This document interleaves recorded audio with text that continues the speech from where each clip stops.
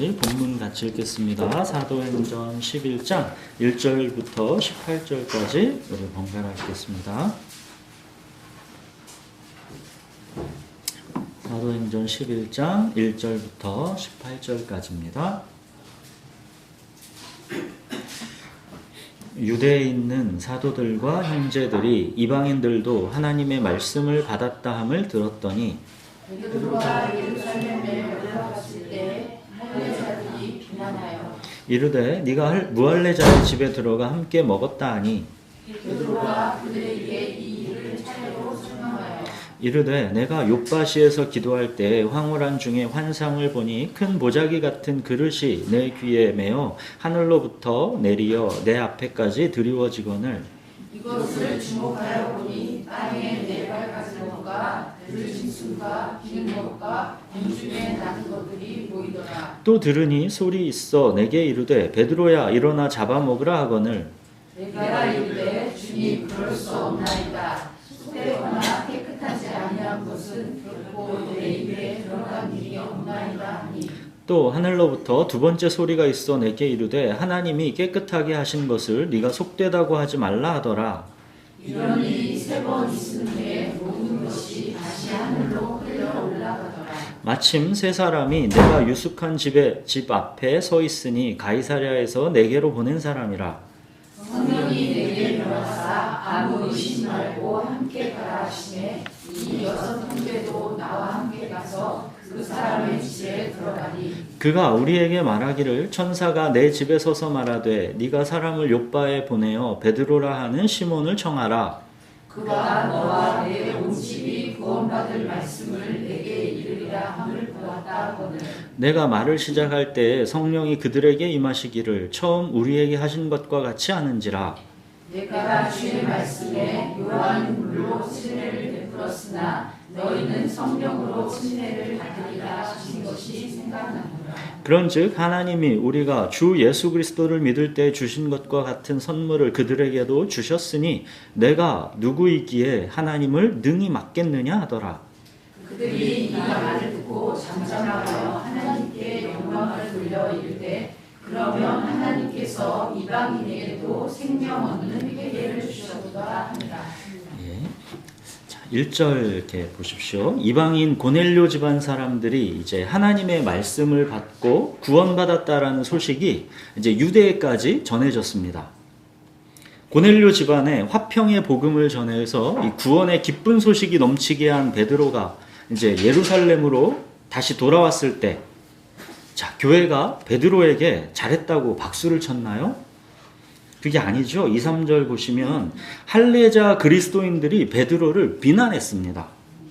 네가 무할례자의 집에 들어가서 함께 먹었다 하는 게 대체 무슨 말이냐? 어떻게 할례자가 무할례자와 함께 할 수 있느냐? 이런 강력한 비난을 받은 것입니다. 이 예루살렘 교회는 지금 모두 할례 받은 이 유대인 그리스도인들이죠. 이들은 모두 예수 그리스도로 인해서 구원받은 사람들이지만 그들 중 많은 사람들은 여전히 할례를 하나님 백성의 필수 본질로 여겼습니다.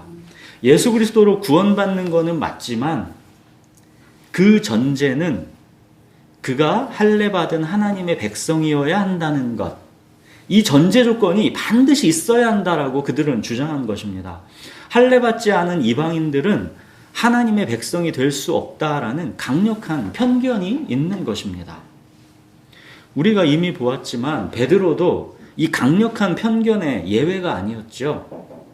그래서 하나님께서 먼저 이 베드로의 이 편견을 깨시기 위해서 환상을 보여주었던 거지요. 하나님께서 깨끗하게 하신 것을 네가 속되다 하지 마라. 그렇게 간신히 이제 베드로는 그 편견에서 벗어났는데 지금 유대인 그리스도인 이 동료들에게 이제 강력한 비난을 받고 있는 처지가 된 것입니다. 베드로는 자기를 비난하는 그 할례자 그리스도인들의 입장을 충분히 이해하고 있습니다. 자기도 그랬기 때문이죠. 그래서 베드로는 이제 자기를 비난하는 그들과 다투지 않고 차근차근 이 자기에게 무슨 일이 있었는지를 이제 설명해 줍니다. 이제 베드로가 설명합니다.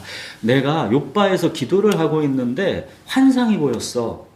온갖 부정한 짐승들이 그릇에 담겨 있는데 베드로야 잡아먹으라 그러는 거야. 그래서 나는 당연히 이렇게 말했지. 주님, 그럴 수 없습니다. 속되거나 깨끗하지 아니한 것을 결코 내 입에 들어간 일이 없습니다. 그런데 하늘로부터 3번 계속 이런 음성이 있었어. 하나님이 깨끗하게 하신 것을 네가 속되다고 하지 마라.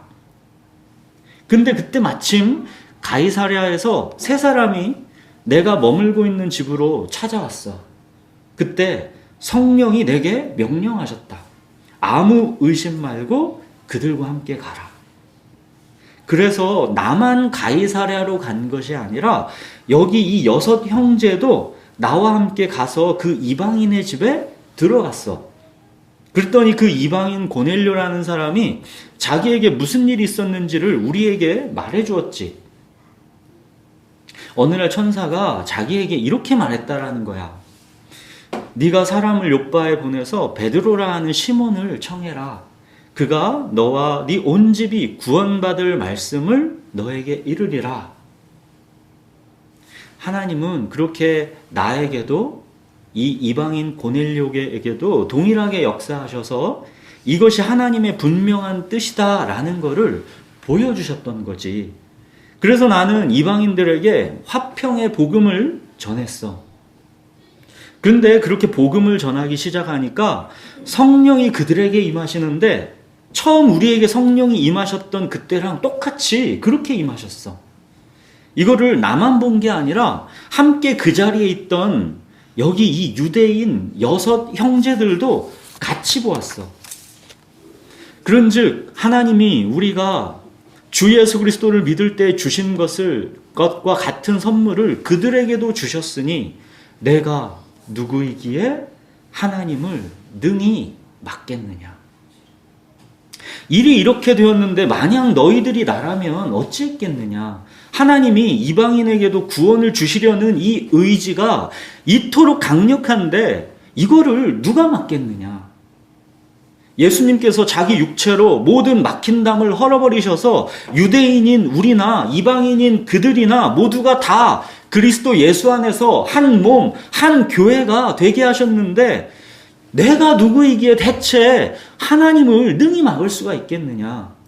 이게 베드로의 설명이었습니다.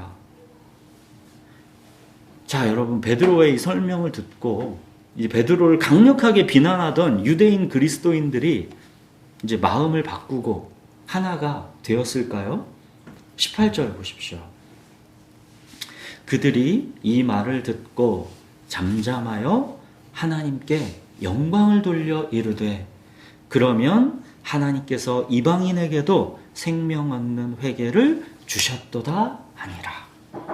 그러니까 베드로를 비난했던 사람들도 모든 일이 이제 진행된 것을 듣고는 하나님께 영광을 돌렸고 하나님께서 이방인에게도 생명 얻는 회개, 구원을 주셨다라는 것을 인정하게 되었습니다. 베드로가 내가 누구이기에 하나님을 능히 막겠느냐 했던 것처럼 이 다른 그리스도인 이 지체들도 내가 누구이기에 하나님을 능히 막겠느냐 여기에 똑같이 순종한 것입니다. 여러분, 자기 생각, 자기 고집이 아무리 강해도 하나님의 말씀 앞에서는 꺾고 순종하는 것. 내 자존심, 내 주장, 내 고집이 아무리 강해도 말씀 앞에서는 꺾고 순종하는 것, 이게 교회입니다. 우리가 누구이기에 하나님을 능히 막겠느냐. 이것이 예수님이 머리이신 주님의 교회입니다. 여러분, 이방인에게도 생명 얻는 회개를 주시는 것은 유대인이나 이방인이나 예수 안에서 하나가 되게 하시는 것은 이거는 누구도 능히 막을 수가 없는 하나님의 강력한 의지입니다. 하나님께서 아브라함을 부르셨을 때 그 계획이 뭐였습니까? 땅의 모든 족속이 너로 말미암아 복을 얻을 것이다. 땅에 모든 족속입니다. 유대인도 이방인도 모두 다입니다. 예수 그 이름을 믿는 자는 유대인이든 이방인이든 생명 얻는 회개, 구원을 주신다는 것입니다. 하나님의 이 강력한 의지는 어느 누구도 능히 막을 수가 없습니다. 누가 하나님을 능히 막겠느냐? 이 말에 저는 나이아가라 폭포를 바라보면서 느꼈었던 그 감격이 생각났습니다. 이 나이아가라 폭포의 그 웅장함은 저에게는 참으로 잊을 수 없는 장면입니다. 저 멀리서 강물이 잔잔하게 천천히 한 곳으로 쭉 흘러옵니다. 그래서 그 강물은 나이아가라 폭포 그 위에서 이 어마어마한 양으로 집결합니다.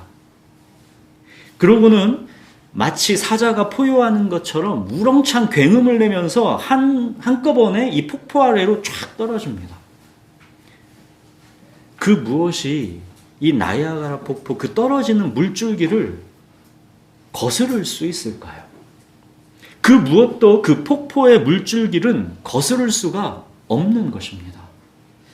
그 장면을 보면서 저는 하나님의 구원 역사 속에서 이 하나님의 언약적 사랑이 흘러서 마침내는 그 클라이막스 예수 그리스도의 십자가에서 어떻게 압도적으로 드러났는지를 단번에 느꼈습니다. 예수님의 십자가 구속으로 완성된 이 하나님의 구원은 그 무엇도 거스를 수가 없습니다. 그야말로 이 나이아가라 폭포처럼 압도하는 권능입니다. 나이아가라 폭포의 이 압도하는 권능을 보면 단번에 압니다. 그리스도 예수 안에 있는 자에게는 결코 정죄함이 없다. 그 무엇도 하나님의 사랑에서 끊을 수 없다. 예수 그리스도 이 분기점에서 인류 역사는 BC와 AD로 갈라지는 것입니다. 누가 하나님을 능히 막겠느냐? 사랑하는 여러분, 바로 이 하나님의 구원이 이방인인 우리에게까지 임한 것입니다. 여러분, 어느 누구도 능히 막을 수 없는 이 하나님의 강력한 구원, 이 구원은 우리가 단지 종교적 지식을 받아들이는 게 아닙니다. 성령을 받는 것입니다. 내 안에 이제 성령이 거하시는 것입니다. 17절 보시면 주 예수 그리스도를 믿을 때 주신 것, 하나님이 주시는 이 선물, 이게 뭡니까? 성령입니다. 여러분, 우리의 구원은 성부 하나님께서 창세전에 우리를 택하시고 우리의 구원을 마음에 두시고 계획하셨습니다. 또 성자 예수 그리스도께서 우리를 대신하여 죽으시고 부활하심으로 우리를 죄와 죽음에서 해방시키셨습니다. 성령께서 우리 속에 거하셔서 우리에게 하나님을 향한 갈망을 주시고 순종의 의지를 주십니다. 우리 속에서 말할 수 없는 탄식으로 우리를 위해 간구하시고 우리의 모든 삶을 합력해서 하나님의 목적으로 이루어 가십니다. 여러분, 이처럼 우리의 구원은 성부, 성자, 성령, 삼위일체 하나님의 강력한 의지입니다. 누가 하나님을 능히 막을 수가 있겠습니까? 결코 정죄함이 없습니다. 그 무엇도 하나님의 사랑에서 우리를 끊을 수가 없습니다. 사랑하는 여러분, 누가 하나님을 능히 막겠느냐? 여기서 우리가 오해하면 안 되는 게 있습니다. 이건 나의 선택과 결정, 나의 의지와 상관없이 하나님이 무조건 구원하신다는 말이 아닙니다. 18절을 보십시오. 누구도 능히 막을 수 없는 이 하나님의 강력한 의지로 주시는 선물, 그게 뭡니까? 생명 얻는 회개를 주셨도다. 생명 얻는 회개입니다. 회개는 나의 결정적 선택, 나의 강력한 의지로 하는 것이고 동시에 이건 하나님의 주권적 은혜의 선물입니다. 우리에겐 이게 모순처럼 들리지만 하나님께는 이게 모순이 아닙니다. 회개는 나의 결정적 선택이고 나의 강력한 의지여야 합니다. 나의 결정적 선택과 나의 강력한 의지로 내가 돌아서야 하는 것, 이게 회개입니다. 동시에 이거는 하나님의 주권적 은혜의 선물입니다.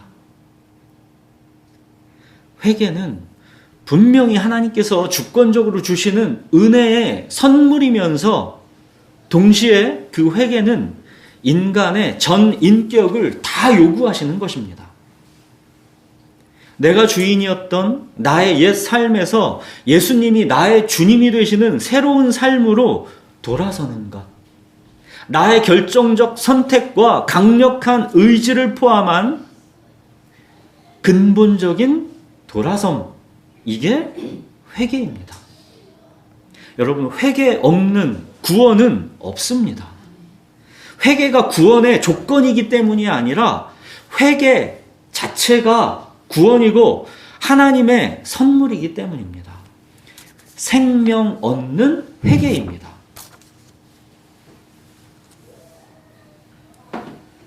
자, 사랑하는 여러분, 우리는 오늘 본문에서 쭉 보시면 이제 교회의 본질이 무엇인지를 보게 됩니다. 구원받을 말씀, 즉 예수 그리스도의 십자가의 부활의 이 화평의 복음을 받은 자들의 공동체, 성령을 선물로 주신 자들의 공동체, 생명 얻는 회개를 주신 자들의 공동체, 이것이 바로 교회입니다. 교회를 향하신 하나님의 꿈은 누구인들 능히 막을 수가 없습니다. 이 교회의 머리는 예수 그리스도이시기 때문입니다. 너희는 유대인이나 헬라인이나 종이나 자유인이나 남자나 여자나 다 그리스도 예수 안에서 하나이니라. 여러분, 이것이 바로 교회입니다. 유대인이나 이방인이나 부자나 가난한 자나 민주당 지지자들이나 국민의힘 지지자들이나 기질과 성품이 다 다르더라도 머리이신 예수님의 한 몸으로 성령 안에서 함께 지어져 가는 것입니다. 우리의 선택으로 하나 되기 위해 모인 것이 아니라 성령이 하나 되게 하신 것입니다. 너희가 나를 택한 것이 아니라 내가 너희를 택하여 세웠다. 이게 교회입니다. 여러분, 오늘 본문 이 유대인과 이방인이 지금 주님의 한 몸, 한 교회가 된 것은 이 기독교 역사에서 정말 굉장한 사건인 것입니다. 우리가 사도행전 계속 보지만 이 장면을 똑같은 걸 3번 반복했죠. 왜 굳이 똑같은 거를 굳이 3번이나 이렇게 반복했겠습니까? 고넬료 이 사람 얘기를 왜 3번이나 똑같이 이렇게 반복하면서 유대인과 이방인이 하나로 이 한 몸 교회가 됐다라는 거를 사도행전에서 굳이 이렇게 계속 반복하겠습니까? 유대인과 이방인 결코 하나가 될 수 없는 사람들이 성령 안에서 지금 하나가 된 것입니다. 이게 바로 교회라는 겁니다. 여러분, 이처럼 결코 자연인으로서는 하나가 될 수 없는 사람들이 성령께서 하나가 되게 하시는 것, 이게 바로 교회입니다. 여러분, 우리 자연인은 결코 서로 하나가 되는 게 불가능합니다. 우리는 하나가 될 수가 없습니다. 자연인의 성품과 기질 자체가. 세상에서 부자와 가난한 자가 어떻게 하나가 됩니까? 부자들은 자기들 아파트와 임대 아파트 사이에 담장도 쳐놓는다 하지 않습니까? 초등학교 아이들이 아파트 평수에 따라 끼리끼리 그렇게 모인다 하지 않습니까? 또 민주당 지지자들과 국민의힘 지지자들이 어떻게 하나가 됩니까? 이거는 불가능합니다. 우리는 서로 기질과 성품이 다 다르고 자기 취향과 선호도가 다 다릅니다. 우리의 죄와 연약함은 끊임없이 자기 개별성을 주장합니다. 자기 자존심을 주장합니다. 우리 자연인은 결코 하나가 될 수가 없는 사람들입니다. 그러나 서로 하나가 될 수 없는 사람들이 하나가 되게 하시려고 성령이 오신 것입니다. 우리를 하나 되게 하시는 것은 우리의 힘과 의지와 능력으로 하는 게 아니라 성령의 역사입니다. 여러분, 우리의 하나됨은 성령의 역사에 순복할 때 이루어지는 것입니다. 오늘 본문에서도 보시면 할례자 그리스도인들이 이 베드로를 강력하게 비난했었지만 성령의 역사하심을 그들이 이제 듣게 되니까 어떻게 됩니까? 잠잠해지면서 자기의 주장을 내려놓고 이제 하나님께 영광을 돌리고 있죠. 하나님께서 이방인에게도 생명 얻는 회개를 주셨도다. 그렇게 자기들이 강력하게 이제 고집했던 편견을 내려놓았죠. 그렇게 해서 교회가 하나가 되는 겁니다. 우리의 갈등과 편견을 고집할 게 아니라 하나님이 말씀하실 때 내가 누구이기에, 내 생각, 내 주장, 내 자존심이 무엇이기에 하나님을 능히 맡겠느냐, 이렇게 순복하고 하나가 되게 하심을 힘써 지키는 것. 여러분, 이것이 성령이 하나 되게 하신 것을 힘써 지키는 것이고 이것이 바로 교회입니다. 교회를 하나 되게 하시려는 하나님의 강력한 의지 앞에서 내가 누구이기에 하나님을 능히 맡겠느냐, 이렇게 순복할 때 그때 교회는 하나가 되는 것입니다. 성령이 하나 되게 하신 것을 힘써 지키라. 몸이 하나이요 성령도 한 분이시니 이와 같이 너희가 부르심의 한 소망 안에서 부르심을 받았느니라. 여러분, 우리는 주님의 한 몸으로 각 지체를 서로 돌보고 아껴주고 사랑하고 함께 하나님을 영화롭게 하고 함께 하나님을 영원토록 즐거워하도록 그렇게 부르신 겁니다. 이것이 우리를 부르신 하나님의 소망입니다. 여러분, 교회는 회사가 아닙니다. 사장, 부장, 과장, 평직원 이렇게 책임과 권한이 달리 있는 곳이 아닙니다. 예수 그리스도가 이 교회의 머리이시고 우리는 모두가 다 한 지체, 한 성도입니다. 교회에는 계급과 신분이 없습니다. 그가 어떤 사람은 사도로, 어떤 사람은 선지자로, 어떤 사람은 복음 전하는 자로, 어떤 사람은 목사와 교사로 삼으셨으니 이는 성도를 온전하게 하며 봉사의 일을 하게 하며 그리스도의 몸을 세우려 하시니라. 여러분, 교회에 목사, 전도사, 교사, 셀리더, 찬양사역자들 다 이 역할들이 있는 것은 그리스도의 한 몸을 세우기 위함입니다. 설교자는 말씀의 생산자이고 듣고 있는 여러분은 말씀의 소비자입니까? 아닙니다. 저와 여러분 모두가 지금 함께 하나님 앞에 서 있는 우리는 성도입니다. 주님의 몸된 교회를 위한 각자의 역할이 주어진 것일 뿐입니다. 일반적으로 목사님들이 은퇴했거나 아니면 이제 목사의 역할이 아니라 다른 직업을 갖기도 하지요.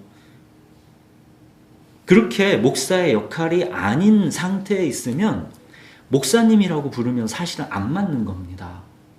목사라는 호칭은 신분이 아니라 역할이기 때문입니다. 그 역할에서 벗어났으면 그때부터는 형제라고 부르는 게 가장 성경적인 것입니다. 여러분, 이거는 목사, 전도사의 역할이 이게 가볍다라고 여기는 말이 아닙니다. 우리 모두가 성도라는 것이고 이 성도의 책임과 헌신은 그의 역할이 무엇이든 자기 목숨이 걸려있는 중대한 일이다라는 것을 강조하는 것입니다. 생각해 보십시오. 구원받을 말씀을 받은 성도입니다. 성령이 그 안에 거하시는 성도입니다. 하나님께서 생명 얻는 회개를 선물로 주신 성도입니다. 이 성도의 책임과 헌신이 어찌 다를 수가 있겠습니까? 어찌 목사, 전도사와 평신도가 따로 있을 수가 있겠습니까? 오직 예수 그리스도가 교회의 머리시고 우리는 모두가 성도입니다. 오늘 본문에서도 이 예루살렘 교회도 가만히 보시면 진짜 놀랍죠. 교회의 많은 성도들이 감히 베드로를 강력하게 비난하고 있죠. 여러분, 베드로는 이 카톨릭에서는 이 교황의 그 쭉 머리시잖아요. 그만큼 베드로는 이 초대교회의 어마어마한 존재입니다. 오늘날의 목사랑 비교할 존재가 아니죠. 이 교회의 많은 성도들이 근데 감히 베드로를 강력하게 비난하고, 또 베드로는 그 비난 앞에서 겸손하게 자기의 입장을 설명하고 있지 않습니까? 이런 수평적 구조가 매우 자연스럽지 않습니까? 교회는 그만큼 계급이 아닌 것입니다. 우리는 이렇게 모두가 주님의 몸된 교회의 성도이고 주님의 부르심의 한 소망을 함께 이루어 가고 있는 것입니다. 여러분, 성도라는 신분의 무게감, 주님의 몸된 교회의 한 지체로서의 책임감을 절대 가벼이 여기지 마십시오. 여러분, 성도는 결코 종교 소비자일 수 없습니다. 성도인 우리가 바로 교회입니다. 각자의 역할과 책임을 다하시고 무엇보다 하나 되기에 힘쓰십시오. 여러분, 유대인이 할례받지 않은 이방인을 한 형제로 받아들였다라는 것은, 이거는 그만큼 어마어마한 사건이기 때문에 계속 3번이나 반복해 나오는 겁니다. 유대인이 할례받지 않은 이방인을 한 형제로 받아들였다는 것은 이거는 엄청난 사건인 겁니다. 이거는 다른 말로 하면 지금 우리 시대의 교회가 어느 누구인들 한 형제로 받지 못할 사람은 없다는 겁니다. 그게 교회라는 겁니다. 여러분, 우리가 누구이기에 하나님께서 하나 되게 하신 거를 능히 맡겠습니까? 성령이 하나 되게 하신 거를 힘써 지키는 우리 교회가 되기를 바랍니다. 우리가 수요 예배 때 어느 신학자의 말을 얘기했었죠. 본질적인 것들에 대해서는 통일을, 비본질적인 것들에 대해서는 자유를, 모든 것들에 대해서는 사랑을. 이게 우리가 하나 되는 지혜이고 분별입니다. 교회를 하나 되게 하시려는 하나님의 이 강력한 의지 앞에 우리가 누구이기에 하나님께서 하나 되게 하신 것을 능히 맡겠습니까? 이렇게 순종하시는 우리 교회가 되기를 바랍니다. 성도로서의 우리 각자의 역할과 책임을 다하시면서 하나 되기를 힘쓰시는 저와 여러분이 되기를 바랍니다. 우리 기도하겠습니다.